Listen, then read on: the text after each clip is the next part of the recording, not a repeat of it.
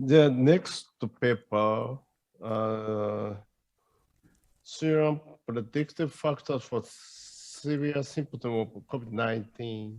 Dr. Masaya Sugiyama, Genome Medical Service Project Institute, National Center for Global Health and Medicine, Japan.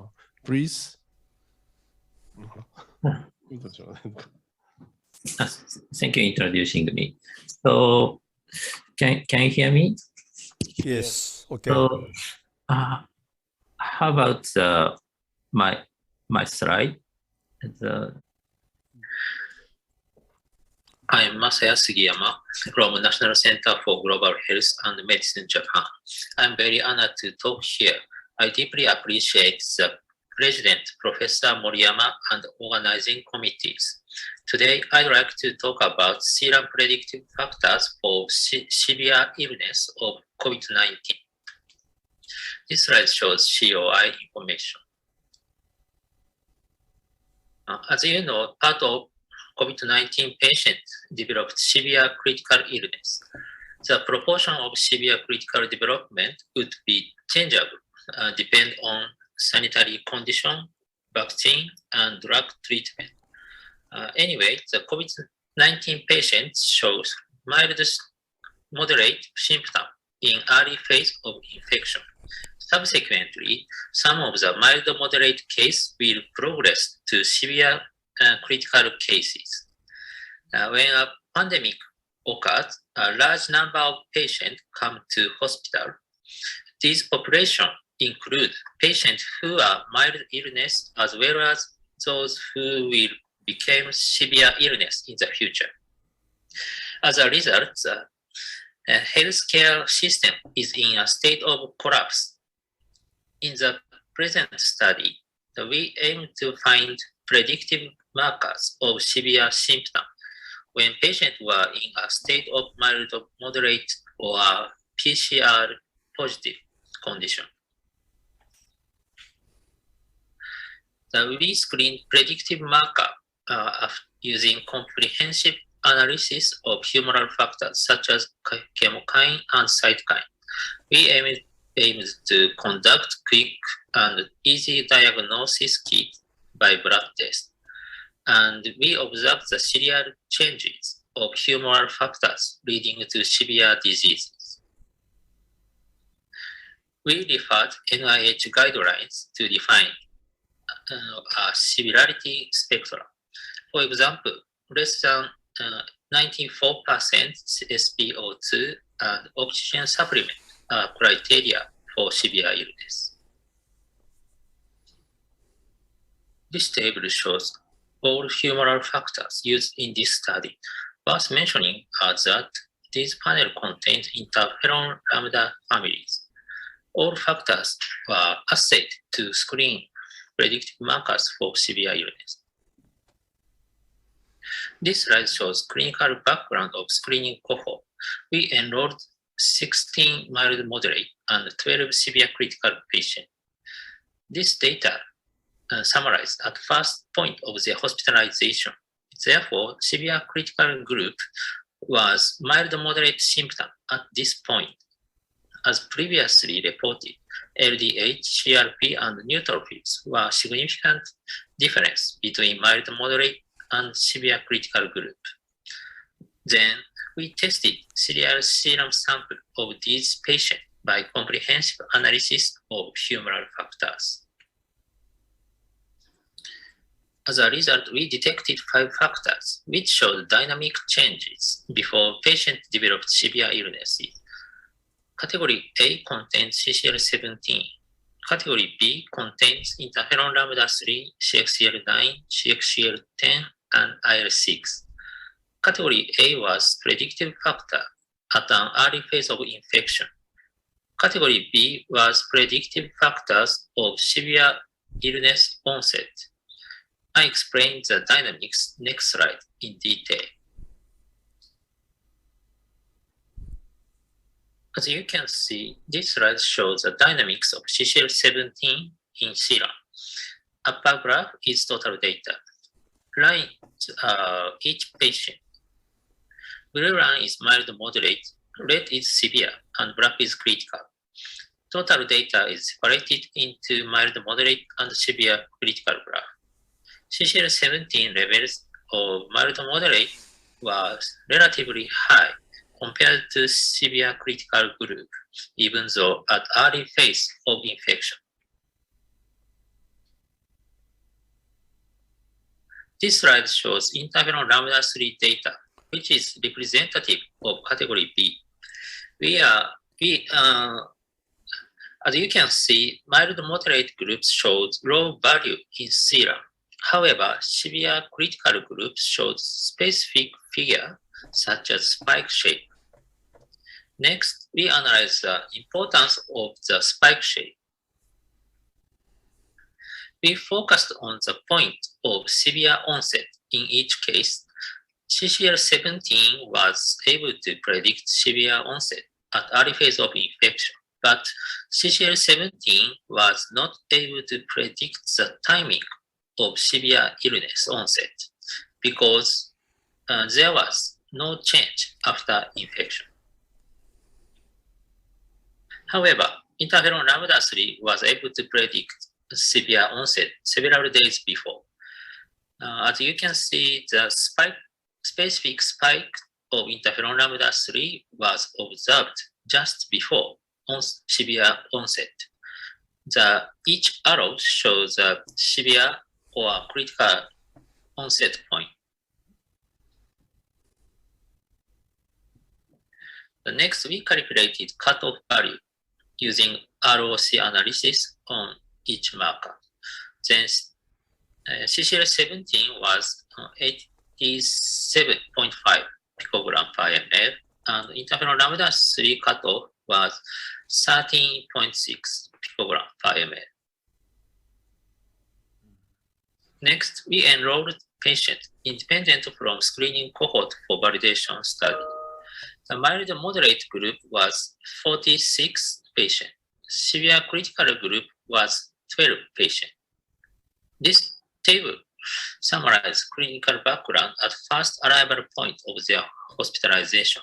Just as before, a severe critical group was mild moderate symptom at this point.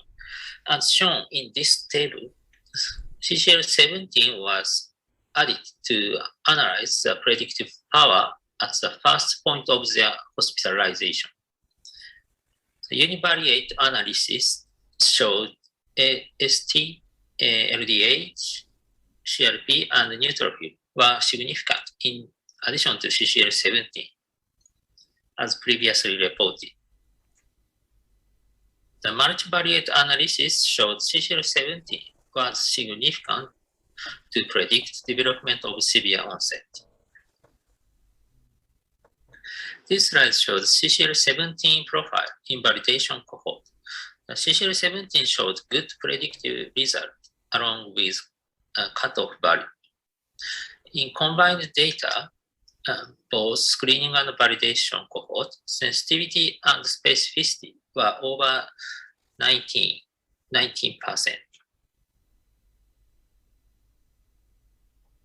Next, this slide shows interferon lambda 3 profile.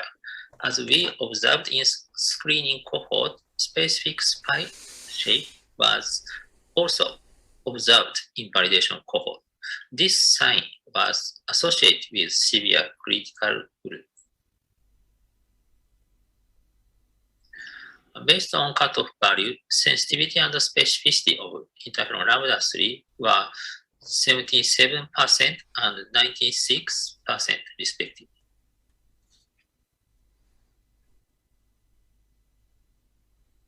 Next, we have checked the cross-reactivity of our predictive markers in several chronic diseases. The magenta color arrows shows COVID-19 patient. Left is mild moderate, and right is severe critical in each panel. As you can see in CCL17, the COVID-19 severe group showed specifically low value. Interferon lambda 3 was high in part of chronic hepatitis C patients. However, these chronic hepatitis C patients showed persistently high level of interferon lambda 3. So we are able to divide between COVID-19 severe and chronic hepatitis C. In summary, we would like to propose a diagnosis plan. CCL17 was specifically low in severe critical group at early phase of infection. So the first choice of predictive test could be CCR17. Then the high-risk group with low CCL17 might be better to be followed by interferon lambda 3 test. Clinician might be able to find high-risk patient several days before patient become severe onset.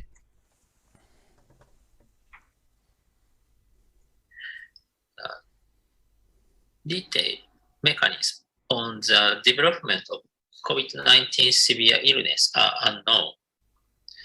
So, CCL17 upregulation leads to Th2 and B cell activation.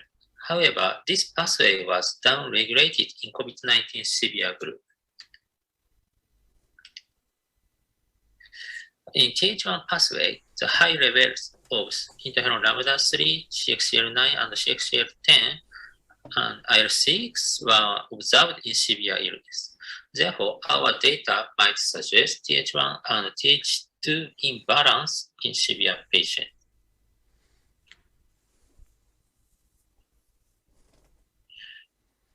These serum tests were approved and authorized in Japan. Now multi-center prospective study is ongoing. To understand the mechanism of severe illness, we have started the experiment using animal model. Thank you for your attention. Thank you, Dr. Sugiyama. And any comment? Okay.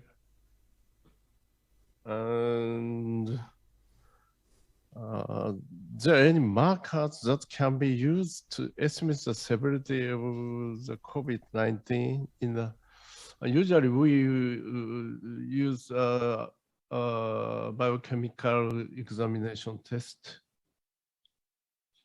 Thank you for the question. So now these CCL17 and CCL17 and interferon lambda 3 test was available in the laboratory test. Automatically machine was approved in Japan. Automatically machine. Thank you. Any comment, please? Professor, Dr. Mizokami, any comment? As I mentioned before, Dr. Hirose mentioned, most of them are very strong infectivity and many people was infected.